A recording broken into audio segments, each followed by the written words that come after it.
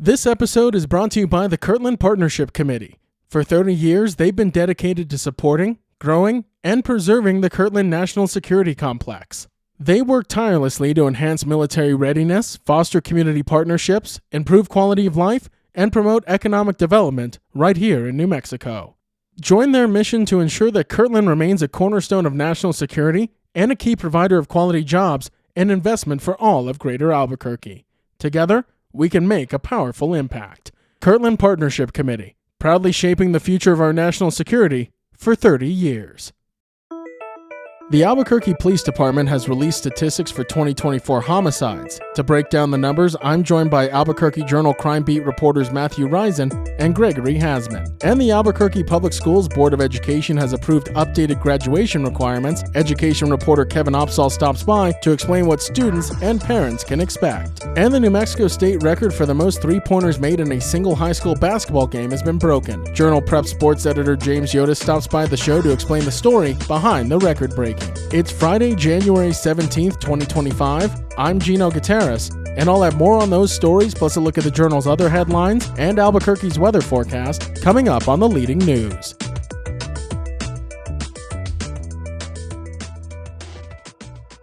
The Albuquerque Police Department has released their statistics for homicides in 2024. To break down the details, I'm now joined by Albuquerque Journal reporters Matthew Risen and Gregory Hasman, who cover crime here at the Journal. Guys, thank you so much for joining me. Thank you. Thanks for having us. So guys, as we mentioned at the top, APD has released their statistics for homicides in 2024. What do the numbers tell us? Well, we're below the century mark, according to the APD. We're at 96, which is 3 less than last year and about 21% less than 2022 when there was 121 reported killings. And Gregory, APD also touted a really high solve rate for cases this year. What do those figures tell us? Well, detectives solved 79 homicide cases last year. 61 of them were from 2024, and 18 of those happened in prior years. And something the department also stressed when they were discussing these figures is common motives they're seeing that are leading to these homicides. What are those? Well, as has been the case in years past, the two biggest motives were individual disrespect, which is basically a fight between two people, often strangers, it just kind of erupts out of nowhere, and then domestic violence, which is obviously two people who know each other and one kills the other. And just as in years past, those two took the lion's share of homicides.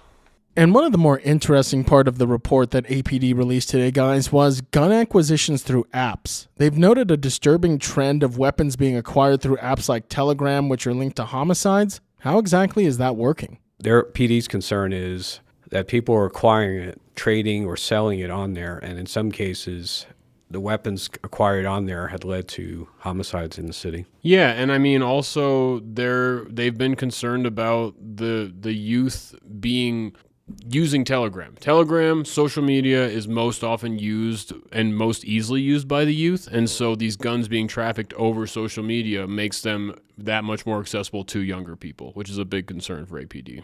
So guys, let's shift gears to prevention and awareness. APD is looking to work with nonprofits to address domestic violence and is encouraging their parents to monitor their children's use of social media, but how are they really directing the public to go about doing that? Well, they hope to work with nonprofit organizations to kind of get the word out, especially for those who who have not come out about their particular situations involving domestic violence, that there are resources out there and there's a chance for them to go out there and get help. APD also has suggestions that just regular people can take to try to prevent this. For instance, Commander Kyle Hartsock said parents should sign up to the same apps their children have so they can keep an eye on them, which obviously we know teenagers don't like that, but when murder is in the details, you want to be as proactive as possible is what PD is kind of saying. Going even further, Police Chief Harold Medina said, police can't do it all themselves. Life skills should be taught at schools to help students mitigate conflict and get out of situations where you could become a victim of a homicide or a suspect in a homicide. So a lot of statistics, a lot of figures, and even some word on some prevention moving forward from the Albuquerque Police Department when it comes to homicides. Guys, thank you so much for joining me and sharing the latest. Thank you. Thanks.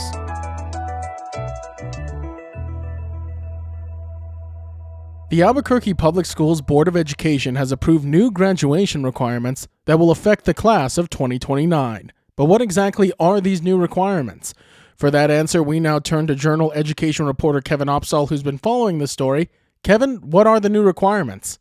Yes, the school board last night unanimously approved high school graduation requirements, which include a standalone course on financial literacy. The state history course will be rolled into U.S. history and geography, and 8th graders will earn a required health high school credit while they're still in middle school. And these changes all come about because of House Bill 171, which was signed into law by the governor last year. It was also sponsored by Representative G. Andres Romero, Democrat from Albuquerque, who's also an instructor at Atrisco Heritage Academy High School. And he said that the bill is meant to give students more flexibility in their course offerings to help them become more prepared for their life and their future careers. But it's important to note that the graduation requirements approved aren't necessarily those mandated in new law. And Kevin, you mentioned financial literacy, and that really seems to be something the district is focusing on, but how are they going to incorporate that into the curriculum? Yes, so right now,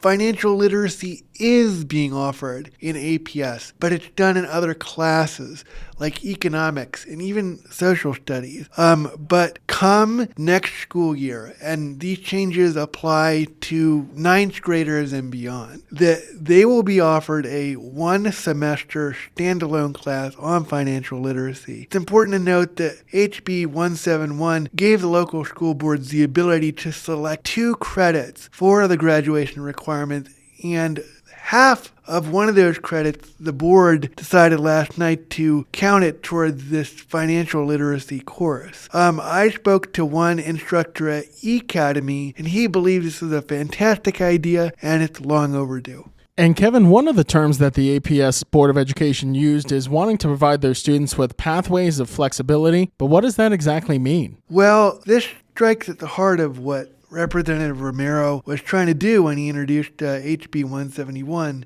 He told me today that he wants students to be more engaged in their coursework and providing them with more autonomy in their course choices would help them do that. The APS school board took the 1.5 remaining credits that could set for graduation requirements and devoted them to electives. And the administrator, Assistant Superintendent Mark Garcia, told me today that these electives can range from a language other than English, including sign language, fine arts, health, military career preparation even, and that this requirement of electives gives the students more ownership in their learning path, and he really said that HB 171 modernizes the high school experience. And Kevin, the goal of these graduation requirements is really to help prepare students for life after high school. How do these accomplish that? Well, I can't tell you how many times I have approached all 7 members of the school board and Dr. Gabriella Blakey, the superintendent, talked to them about getting these students prepared for life after high school. It really seems it's the cornerstone for them. It's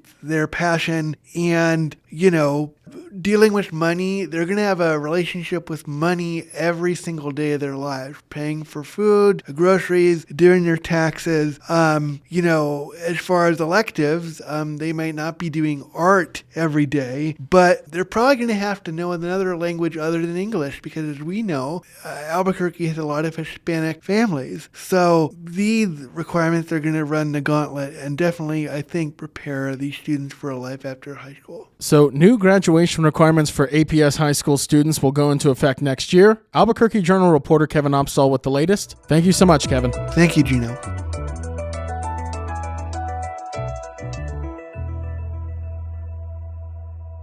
If you like hearing all of the latest news from the Albuquerque Journal here on the Leading News, consider becoming a digital subscriber to the Albuquerque Journal. You can check our show notes for a discount code on a digital subscription and keep up with all the latest news from New Mexico's leading news source.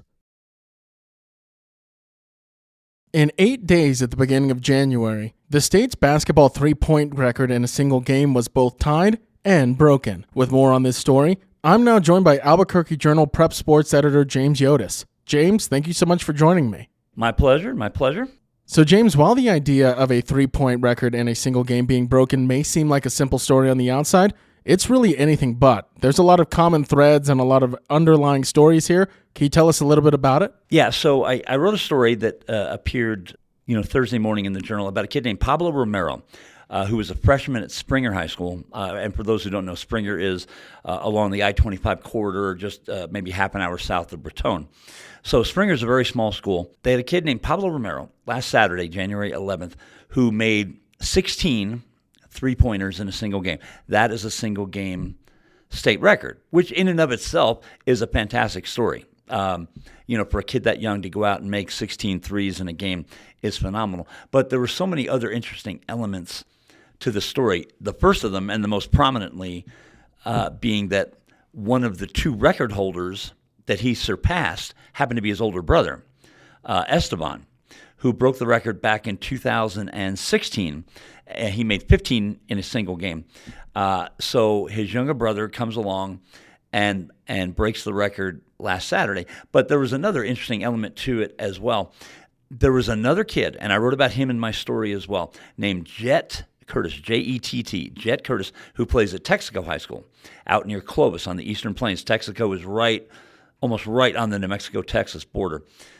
This kid, at the start of this calendar year, on January 3rd, came out and made 15 three-pointers in a single game against Capitan High School.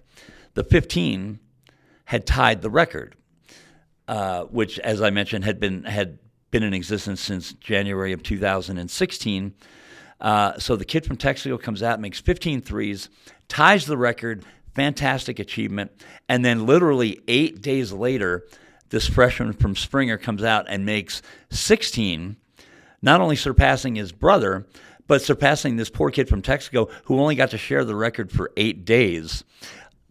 So there were so many fantastic elements involved here, including the fact that both of these teams, Texaco High School back on January 3rd, Springer High School back on January 11th, both of them made 23 shots from behind the arc in that game, which ends up being a state record as well. So these two schools will share the record for three-pointers made by a team in a game, and then you have two different kids who either tie or break the state record for a single game within 8 days of each other. So in a state like New Mexico, which is so heavy into high school basketball, we're a basketball state. Look, New Mexico has a lot of great high school sports, but first and foremost, we are a high school basketball state, just like we're a Lobo basketball state, for the most part, at least here in the metro area.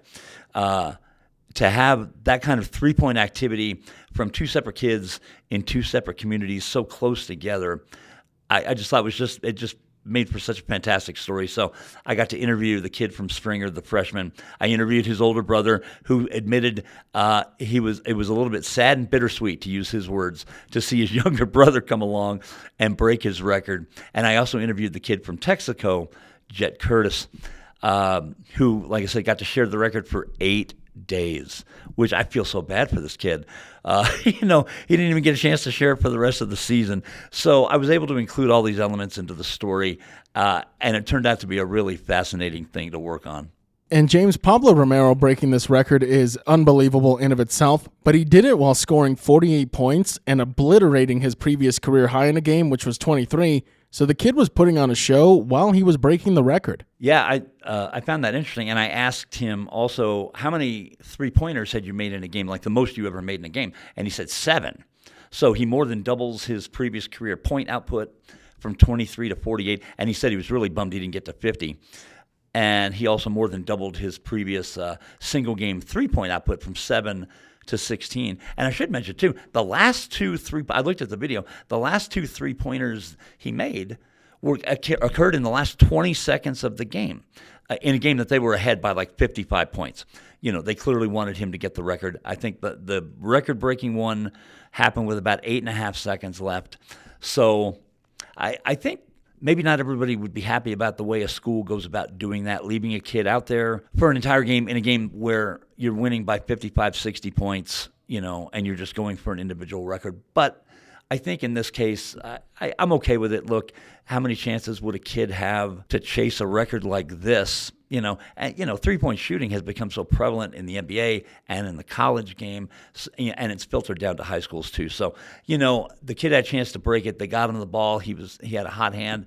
And who knows how long he'll get to share the record. Maybe somebody next week will come along and tie him. I don't know. But a really awesome achievement. And, man, to even attempt 16 threes in a game is a lot. And I've done this job long enough. If you make 5 or 6 threes in a game, you've had a fantastic game. Once or twice in my career, I've seen a kid make like 8 to 10, which is just off the charts. To make 16 in a game just blows my mind. And he was 16 out of 21. That's way over 70%. On these long-distance shots. So that is just a phenomenal performance and, well-deserved by this kid. And James, you just mentioned it. It'll be interesting to see how long Romero is able to keep this record, especially with how prevalent three-point shooting has become and with the state tournament coming up in just a few months. Albuquerque Journal Preps editor James Yodice with the latest on this story. Thank you so much, James. Oh, you bet. Anytime.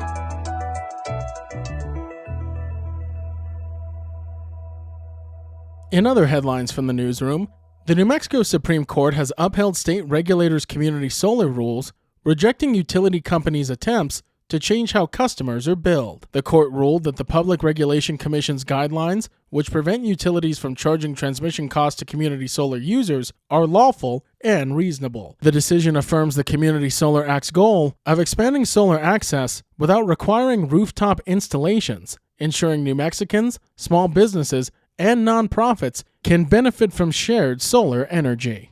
And a New Mexico business owner, Leonard Vandenberg, has agreed to pay $3.2 million to settle allegations that he misused COVID-19 relief funds. Prosecutors say he received $2.8 million in economic injury disaster loans, but diverted most of the money into personal investment accounts. While no criminal charges were filed, Vandenberg will repay nearly $2.7 million in restitution and is barred from participating in the Small Business Administration programs for 5 years. Looking for something to do today? Concerts at the Library is happening at the Taylor Ranch Library from 3 p.m. to 4 p.m. Sci-Fi Fantasy Friday Masters of the Universe Edition is happening at the South Broadway Public Library from 3 p.m. to 5 p.m. Stained Glass Suncatcher Workshop with SF Glassworks is happening from 5 p.m. to 8 p.m. at Meow Wolf Santa Fe's House of Eternal Return. Now looking at Albuquerque's weather forecast. Today you can expect sunny skies with a high near 55, and this evening mostly clear with a low around 23. To keep up with all the latest news from the Albuquerque Journal, you can visit our website at abqjournal.com. For the leading news, I'm Gino Gutierrez.